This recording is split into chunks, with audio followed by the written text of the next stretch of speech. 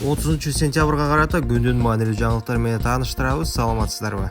Жалал Абад облусунун Сузак районундагы Багыш жана Курманбек айыл аймагында 360 гектар жерге эл аралык аэропорт курулуп, Нарын жана Ысык көлгөдө аба каттамдары уюштурулат. 29-сентябрда Камчыбек Ташиев долбоорду ишке ашырууга макулдашкан инвесторлор менен бирге аэропорт курулуучу аймакка барган видеону Регион телеканалынын директору Өткүлбек Рахманов жарыялады. Маалыматка ылайык, аэропорттун курулушуна $400 миллион ашык инвестиция салынды. Аба майданынын учуу тилкеси 4 чакырымды түзүп, жүргүнчү жана жүк ташуучу учактарды кабыл алары айтылат. Долбоорду кыргыз өкмөтү орусиялык жана туркиялык инвесторлор менен ишке ашырып, УКМКнын төрагасы Камчыбек Ташиев көзөмөлдөйт. Жакында инвесторлор менен өкмөттүн арасындагы келишимге кол коюлат. Долбоор жасалып, жазында аэропорттун курулуш иштери башталат.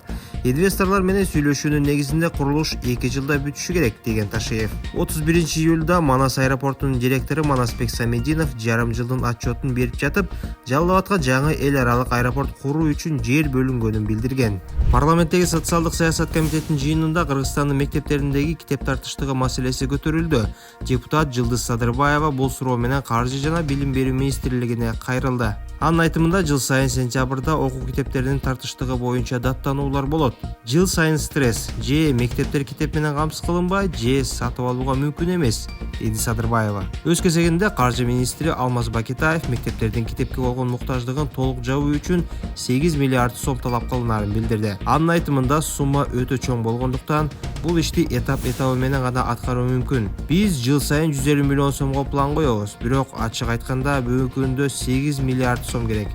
Ошондуктан бул маселени 2-3 жылдын ичинде чечүү үчүн азыр Билим берүү министрлиги менен биргеликте реформаларды жүргүзүп жатабыз. Азырынча китептердин электрондук версияларын киргизүү мүмкүндүгүн издеп жатабыз, дейди Бакетаев. Каржы министрлигинин маалыматына ылайык, 2023 жылы окуу китептерин сатып алууга 137 миллион сом, 2024 жылы 152 миллион сом бөлүнгөн. Мекеме башчысынын орун басары Үмүтжан Аманбаевдин айтымында, бүгүнкү күнгө карата бул каражаттын 80-90% сарпталды. Тоң райондук сотунун төрагасы опузалап пара талап кылууга шектелип кармалды. Бул тууралуу 30-сентябрда УКМКдан билдиришти. Маалыматка ылайык, шектүү $3000 опузалап 27 сентябрда ортомчусу аркылуу алып жаткан жеринен кармалган. Тинтүү учурунда төрагадан $2500, ал эми ортомчудан $500 алынган, дешти атайын кызматтан. 28 ноябрда Кыргызстандын судьялар кеңеши айыпталуучуну 17 ноябрга чейин УКМКнын тергөө абагына камакка алды. Териштирүү уланууда. Тартиптик калыбына келтирүү. Орусияда мигранттарга каршы дагы 5 мыйзам долбоору кабыл алынышы мүмкүн. Орусиянын мамлекеттик думасы бул аптада миграциялык саясатта катаалдаткан 5 мыйзам долбоорун карайт. Документтерди 1 октябрда киргизүү пландалып жатканын Мамдуманын спикери Вячеслав Володин билдирди. Эми жасалма документ даярдоо же жүгүртүү, ошондой эле чет өлкөлүктөрдү жасалма каттоого алуу үчүн жазаны күчөтүү сунушталууда. Бул кылмыштар үчүн 2 жылдан 6 жылга чейин эркинен ажыратуу жазасы каралган.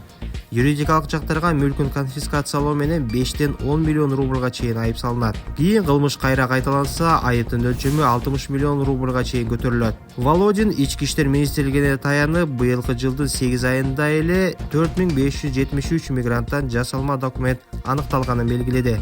Дагы бир мыйзам долбоору менен депутаттар, эгер мыйзамсыз миграцияны уюшкан топ жасаса, аны оор же өтө оор кылмыштардын курамына кошууну көздөдү. Күнөөлүү деп табылгандар 8-15 жылга соттолуп, 3-5 миллион рубль айыпка жыгылып жана белгилүү бир кызматты ээлөө укугунан ажыратылышы мүмкүн. Мындан тышкары, парламентте мигранттардын Орусияда мыйзамсыз жүрүүсүн кыйындатуучу жагдай деп таануу, мигранттарга мыйзамсыз кызмат сунуштаган интернет тармактарын соттун чечими жок бөгөттөө жана ортомчу уюмдарга мигранттардан экзамен алууга толук тыюу салуу сунушталууда.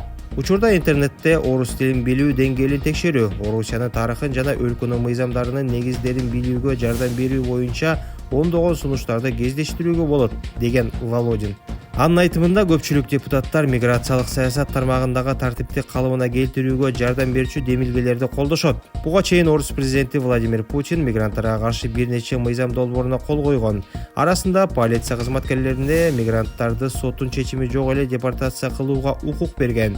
Ошондой эле орус жарандыгын алып, бирок аскерди каттоого турбагандарды жарандыктан ажыратууга жол ачкан мыйзамдар бар.